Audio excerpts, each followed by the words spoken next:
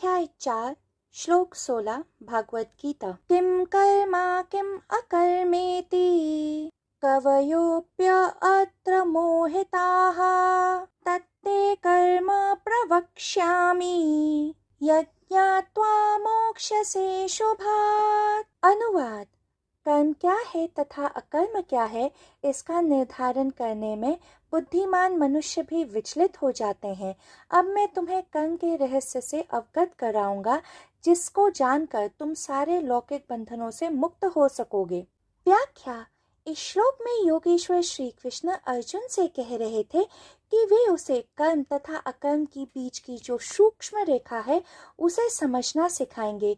यह वह विभाजन रेखा है जिसे बुद्धिमान मनुष्य भी निर्धारित नहीं कर पाते हैं। इस सूक्ष्म विभाजन रेखा को जान मनुष्य मुक्त हो जाते हैं। योगेश्वर श्री कृष्ण क्यों कह रहे थे कि वे अर्जुन को कर्म के रहस्य से अवगत कराएंगे? क्योंकि साधारणतः हर मनुष्य अपने जीवन काल में कई कर्म करता है।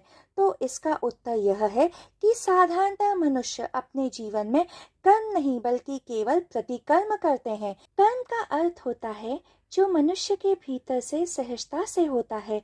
प्रतिकर्म प्रतिक्रिया है जो दूसरों की क्रिया से प्रेरित होकर की जाती है। तो जिसे मनुष्य कर्म समझकर पूरे जीवन काल में कर रहे होते हैं, वह केवल प्रतिकर्म होता है। वह मनुष्य के अंतर से नहीं बल्कि बाहर से आयातित होता है। किसी ने आपको बुरा भला कहा, उसकी इस क्रिया की प्रतिक्रिया में या तो आप भी उसे बुरा भला कहेंगे या आप उस पर हाथ उठाएंगे, तो यह प्रतिकर्म हुआ। अब आप कहेंगे कि मैं अगर नहीं चाहता तो उसकी क्रिया का उत्तर अपनी प्रतिक्रिया से नहीं देता। यह कहना बहुत सहज है, परंतु इसे करना बहुत कठिन है, क्योंकि आप अपना मुंह तो बंद रख सकते हैं तथा अपने हाथों को भी रोक सकते हैं, किंतु फिर भी आप देखेंगे कि उस क्रिया की प्रतिक्रिया आपके भीतर घटित हो रही है, क्योंकि आप उसे मन में बुरा भला कह रहे होंगे या फिर आप उस पर हाथ भी उठा रहे होंगे। यदि आपके अंदर, आपके भीतर प्रतिक्रिया न उठे तो आप कह सकते हैं कि यह मेरा कर्म है, परंतु ऐसा करना बहुत कठिन है। जहाँ साधारणतः मनुष्य अपने पूर्ण जीवन काल को प्रतिकर्म करने में लगा देते हैं, वहीं श्री कृष्ण, जीसस, बुद्धा, महावीर के जीवन में प्रतिकर्म खोजने से भी नहीं मिलता है। वे केवल कर्म में ही जीते हैं, क्योंकि वे स्वतंत्र हैं।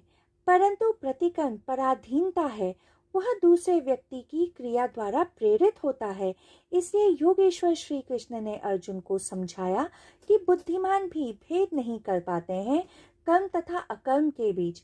साधारणतः जैसे मनुष्य प्रतिकर्म को कर्म समझ लेते हैं, वैसे ही अकर्मण्यता को अकर्म समझ लेते हैं।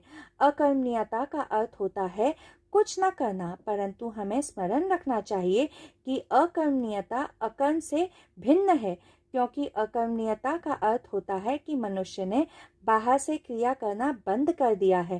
परंतु मनुष्य जैसे ही क्रिया बाहर से करना बंद कर देते हैं, वह उनके अंदर से शुरू हो जाती है। जब मनुष्य के अंदर, उसके भीतर कोई क्रिया तथा प्रतिक्रिया नहीं होती है, उसे अकर्म कहते हैं। जिस व्यक्ति के भीतर अकर्म होता है, केवल उसके ही बाहर कर्म हो सकता है, परंतु प्रतिकर्म नहीं। तो जिसे योगेश्वर श्री कृष्ण अकर्म कह रहे हैं, वह मनुष्य के अंदर कर्म का अभाव है, शून्यता है।